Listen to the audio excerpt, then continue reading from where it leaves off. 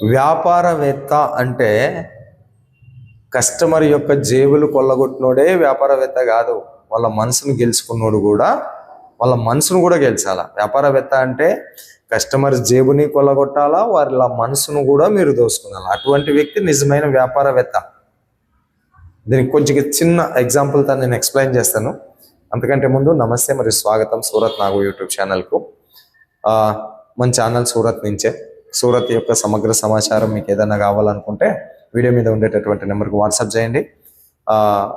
మా టీం మీకు హెల్ప్ చేస్తుంది.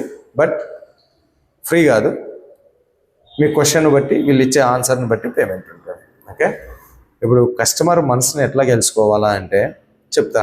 మీరు ఒక ప్రోడక్ట్ అమ్ముతూ ఉన్నారు, ఒక చీర అమ్ముతూ ఉన్నారు. చీరకు రేటు మీరు చీర 100 రూపాయలు ప్లస్ 50 రూపాయలు షిప్పింగ్ ఛార్జ్ అమ్మా అని పెట్టినారు. అప్పుడు కస్టమర్ ముఖంలో కొంచెం అటు ఇటు మారుతుంది. టోటల్గా నీకు వచ్చేది అయితే 150 రూపాయలే. కానీ దాన్నే ఈ చీర ఎంత అంటే 150 రూపాయల rate plus free shipping free home delivery అని చెప్పేశాను. కస్టమర్ ముఖంలో ఆనందం చూడాలా. దివాళీ అప్పుడు లచ్చింబానాలు వేలినట్లు వేలుతాయి వెలుగులు వాళ్ళ కళ్ళల్లో. రేట్ అంతే, 100 రూపాయల చీర 50 రూపాయలు డెలివరీ ఛార్జ్ అన్నారు. టోటల్ 150 అయింది. కాకపోతే ఆడ డెలివరీ ఛార్జ్ అనేసరికి కొద్దిగా వాళ్ళ ముఖం డీలా అయ్యింది. అదే మీరు టోటల్ 150 అని చెప్పేసి ఫ్రీ షిప్పింగ్ అన్నారు అనుకోండి, కస్టమర్లు ఎట్లా ఉంటారు అనేది చూడు. ఇదే పక్క అంగళ్ళలోన ఇంతకంటే తక్కువ ధర ఉన్నది రాండమ్మా అని చెప్పేసి అన్నా కూడా బోరు మీరు ఇట్లా ఫ్రీ షిప్పింగ్ అనేసరికి.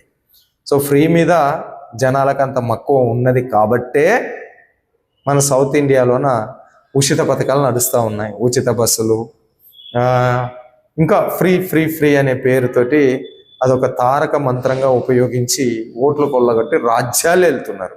ఫ్రీ పేరుతో ఓట్లు కొల్లగొట్టి రాజ్యాలు వెళ్తున్నప్పుడు మీరు ఫ్రీ పేరుతో వ్యాపారంలో సక్సెస్ కాలేరా?